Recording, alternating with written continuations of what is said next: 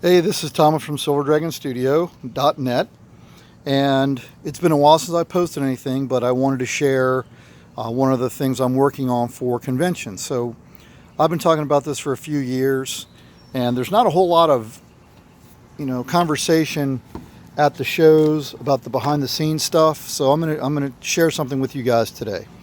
So what you have here is a standard wire rack that we use on our shelving. You can see that it's got some bends, some rust, and some other stuff. So this is just a basic cleanup today. Not doing anything super special, except for I will have to straighten out this piece right here, which is bent at an odd angle. That happens. This was actually cut down from a larger piece. You can see the rust on the ends and where it was cut, so that's going to have to be sanded down. So what I'm doing today is I'm just going to do some rust removal, just lightly, and then I'm going to spray seal with a primer. I generally use Rust-Oleum, but I've got a nice Sherwin-Williams I was using recently. So get a wire brush, a heavier gauge than this will work. But what you're trying to do is, before you go too far, you're not actually trying to remove all the rust. What you're doing is you're just getting the dirt and anything else off that you think you can. Okay? And so look at that. See, paint broke off. So that's rust underneath there. Okay, that's bad. So you want that rust to come off. You know, that paint just came flying off there, and that's part of the deal. That's what you want to do, is expose all the broken parts. Now you could take you can take sandpaper to this, as well. I mean, look at all that coming off. It's like just flying off. So the corrosion on here is pretty bad. Okay, it's actually bad enough to the point where the paint just comes flying out of there. So see, there you go. That's that piece I wanted to break off. Look at that. So there we go. See, that's right there where that piece came off. I mean, if it's rusted underneath that bad, then chances are, I mean, the vibration alone. So that's good. Nothing popped off, so it's not that severe. But let's take a look at this again.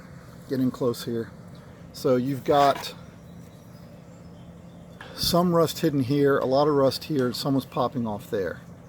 Okay, look at the side, you've got rust underneath, and this has been rubbing up against another shelf. That's where that paint came from, is that red is actually from another shelf. Those are the cut marks I was talking about. There is the piece right there that needs to be bent back into shape. So what I want to do is I want to go ahead and just give this stuff a quick once over with the brush, clean up any debris. You see this piece right here? I know, I'm sorry about that. There you go, see that piece? That was a weak weld and it's broken off. That can just be re-glued. So, but today's project is not to re-bend and re-glue and all that. It's really just to take care of these major issues of rust right there. Okay, so I mean, there's pieces falling off as I go. So I'm going to jump to another couple pieces I started working on. I need some weights for my display stands and other things. So this was a used free 10-pound weight. And you can see the lines here. It's like that is all where the rust was bad. You can see those holes and around the edging. This was another piece that actually came from a three-wheel display stand, but it was so rusty that it fell off. And the reason why it has that curve is that's where it sat. So there were three of them, and it sat inside and made an even balance. Well, over time they fell off because they rusted. So I'm just using a Sherwin-Williams primer, and that's what I'm going to use on the other one. Now it is gray, usually you can tell, but my final is going to be black because I want to match my my display racks, and I don't want to draw attention to the actual weights that are going to be on the floor or inside of something. So this one's pretty good at 10 pounds. So if you have a pole that fits it that goes up, and then you have a flat metal plate or wood, if you're doing wood, that's a good weight right there. It's a good size. So that'll go up, and this is going to go back into my other stand.